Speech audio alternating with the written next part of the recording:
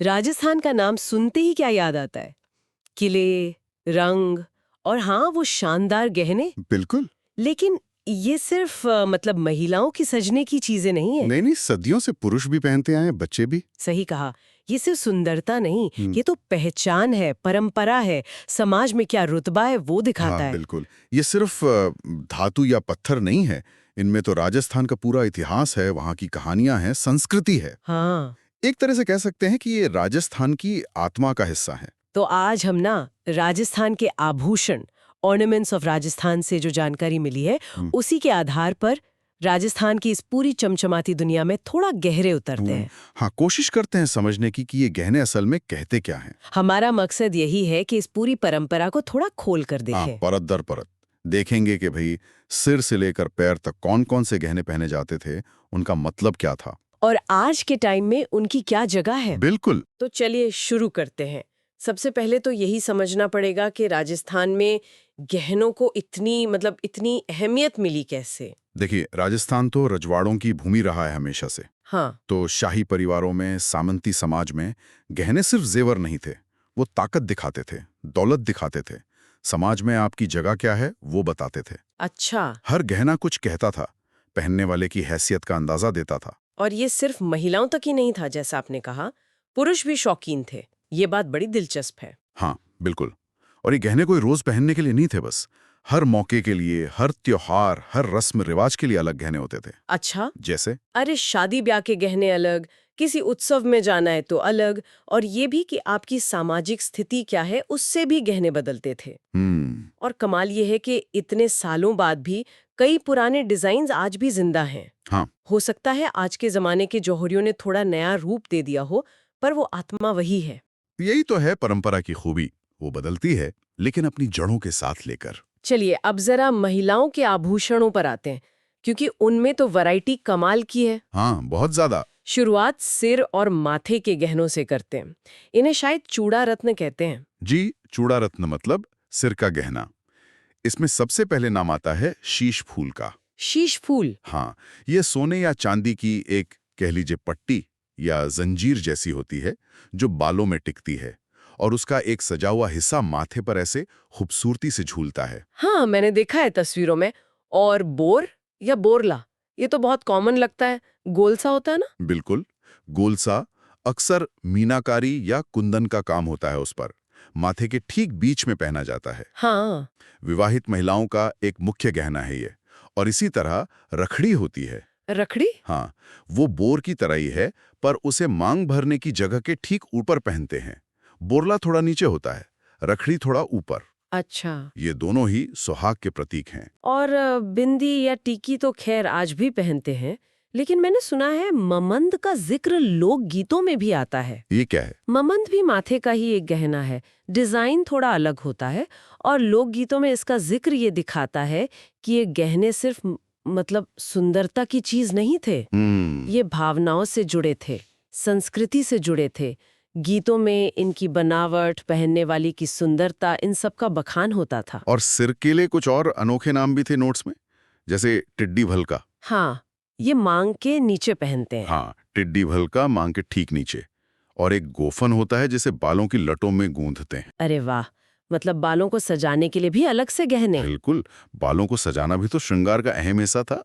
गोफन से बाल भारी और सजे हुए लगते थे। सिर और माथे के बाद अब आते हैं कानों पे। कानों की दुनिया तो और भी बड़ी लगती है गहनों के मामले में। झुमके, झुमकी तो हैं ही। हाँ, झुमके तो कई तरह के होते हैं, अलग अलग आकार, डिजाइन। नीचे छोटी घंटियां या मोती लटकते हैं। हाँ। कभी कभी सोने की पतली चेन भी जुड़ी होती है जो बालों में अटक जाती है सहारा देने के लिए। अच्छा। फिर एक होता है पीपल पत्र, नाम से जाहिर है पीपल के पत्ते के आकार का। ये कान की ऊपरी हिस्से पे पहना जाता है। एक ओगनिया होता है, पान के पत्ते जैसा। मतलब प्रकृति से कितनी प्रेरणा ली है डिजाइन में। हाँ, सही बात है। और कुछ अलग टाइप के भी होते थे, जैसे कान में कई छेद करवा कर पहनने वाले। हाँ, भद्रायण। ये कान के बाहरी किनारे पे, मतलब ऊपर से नीचे तक छोटे छोटे छल्ले पहने जाते हैं। कभी कभी 4 से 11 तक हो सकते हैं। 11? बाप रे। हाँ, ये एक अलग ही तरह का स्टाइल था। इनके अलावा भी कान के हर हिस्से के लिए कुछ ना कुछ था, टोटी, गुर्दा, लटकाना। कितनी विविधता है। यही तो राजस्थान के आभूषण कला की पहचान है। हर इलाके की, हर समुदाय की अपनी कुछ खास चीजें। कानों के बाद नाक की बरी, नथ तो शायद सबसे जानी मानी चीज है। हाँ, नथ। खासकर वो वाली जो एक चेन से जुड़ी होती है बालों या कान से। हाँ। सही कहा। नथ सिर्फ नाक में नहीं पहनी जाती, वो पूरे चेहरे की शोभा बढ़ाती है। और वो जो चेन है वो नथ को सहारा भी देती है और चेहरे पर एक अलग ही नजाकत लाती है। फिर लौंग है जो नाक के एक तरफ पहनते हैं, उसमें अक्सर कोई नग, कोई कीमती पत्थर जड़ा होता है।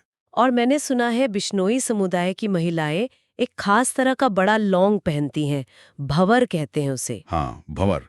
वो उनकी एक तरह से सामुदायिक पहचान का हिस्सा है। अच्छा। एक और बहुत ही अनोखा का गहना है बेसरी। बेसरी कैसा होता है? ये मोर की आकृति का होता है और इसे नाक में तो पहनते ही हैं, साथ में एक डोरी से सिर पर भी बांधते हैं। अरे सिर पर? हाँ, इसकी बनावट और पहनने का तरीका दोनों ही इसे बहुत खास बनाते हैं।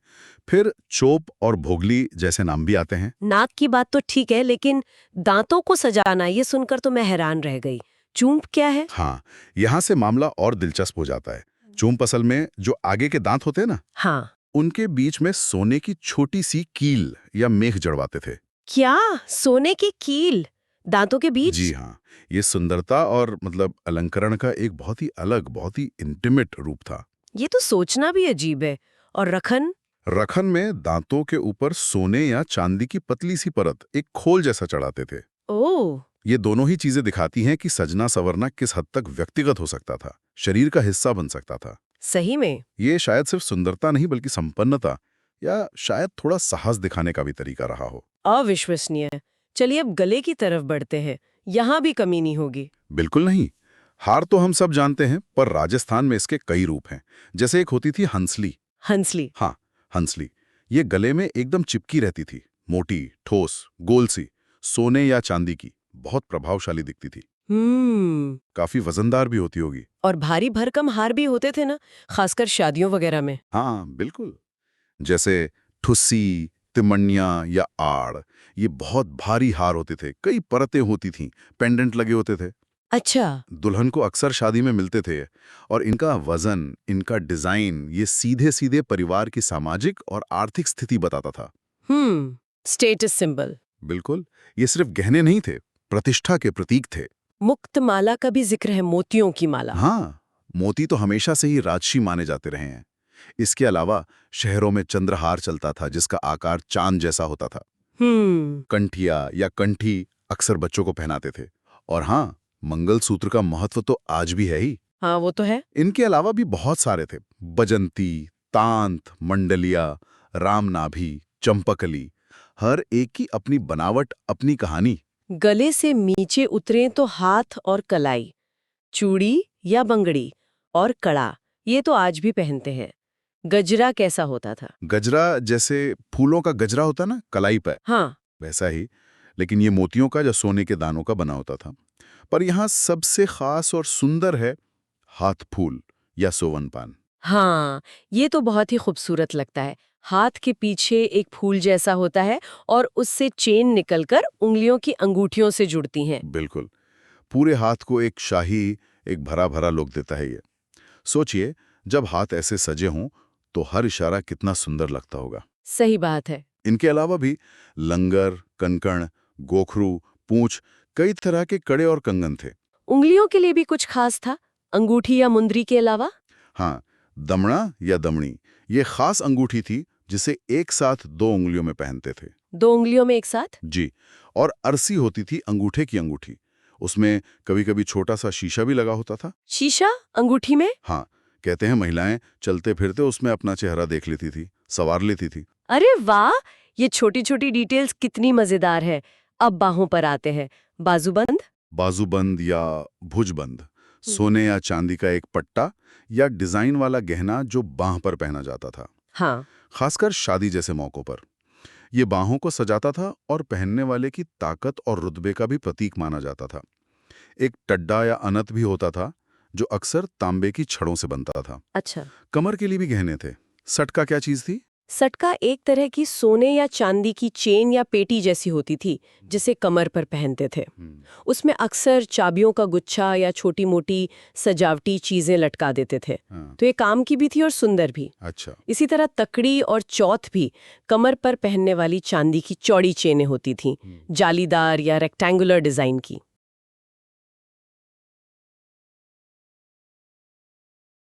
अब सबसे नीचे पैरों की तरफ पायल या पायजेब की छमछम तो किसे अच्छी नहीं लगती। हाँ, पायल और पायजेब, जिनमें अक्सर छोटे घुंघरू लगे होते हैं, वो पैरों की सुंदरता तो बढ़ाते ही हैं, एक संगीत भी पैदा करते हैं। फिर नेवरी और आंवला होते थे। ये मोटे कड़े होते थे, आंवले के आकार के। ये भी पैरों में पहने जाते थे। टंका, झांझर, तोड़ा जैसे और भी कई नाम हैं। और पैर की उंगलियों को भी नहीं छोड़ा। बिछिया या बिछुड़ी का क्या महत्व है?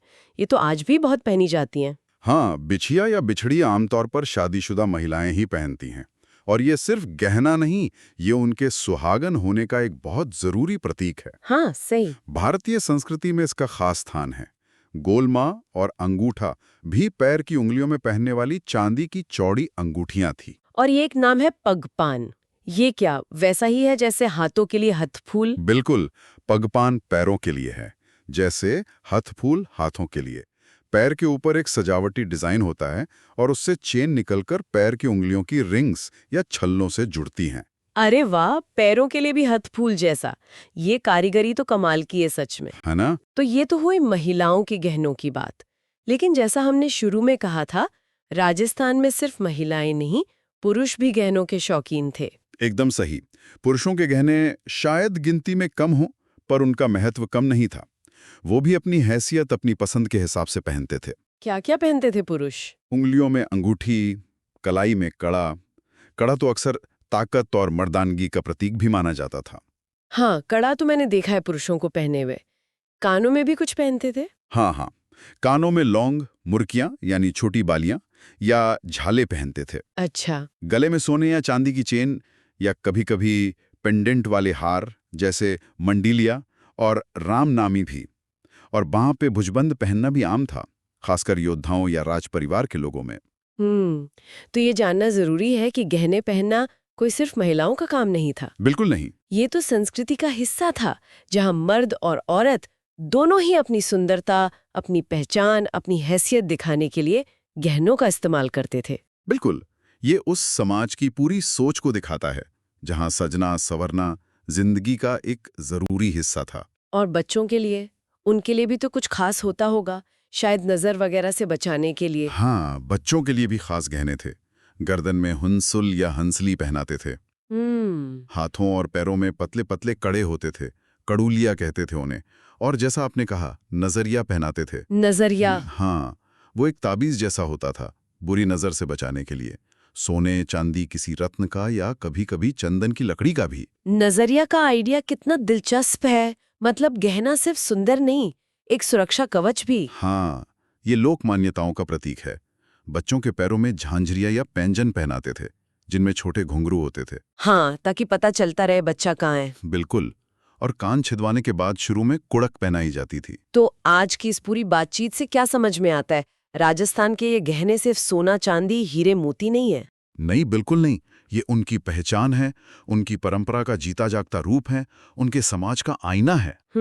हमने देखा कि सिर से लेकर पैर की उंगलियों तक शरीर के करीब करीब हर हिस्से को सजाने के लिए कितने सुंदर, कितने अलग अलग तरह के गहने हैं। हर एक का अपना नाम, अपनी कहानी। और ये भी कि ये परंपरा सिर्फ महिलाओं तक सीमित नहीं थी, पुरुष, बच्चे सब इसका हिस्सा थे। हाँ? और कुछ चीजें तो वाकई हैरान करती हैं, जैसे दांतों के गहने, चूंप और रखन, या पैरों के लिए वो पगपान। ये तो उस संस्कृति की गहराई दिखाते हैं। बिल्कुल। ये राजस्थान की कला, उनके जीने का ढंग, उनकी सुंदरता की समझ, इन सबको दर्शाते हैं। ये गहने वहाँ के इतिहास की, समाज की, लोगों की अनकही कहानियां सुनाते हैं। सच में, हर गहने के पीछे एक पूरी दुनिया है। और यहाँ एक सवाल मन में आता है, सोचने वाली बात है कि आज के इस बदलते वक्त में, हाँ, जहाँ फैशन इतनी तेजी से बदल रहा है, जहाँ पारंपरिक चीजों को मॉडर्न बनाया जा रहा है, क्या ये सदियों पुराने गहने अपना वो गहरा सांस्कृतिक मतलब, वो कहानियां, वो पहचान बचा पा रहे हैं? ये तो बड़ा सवाल है।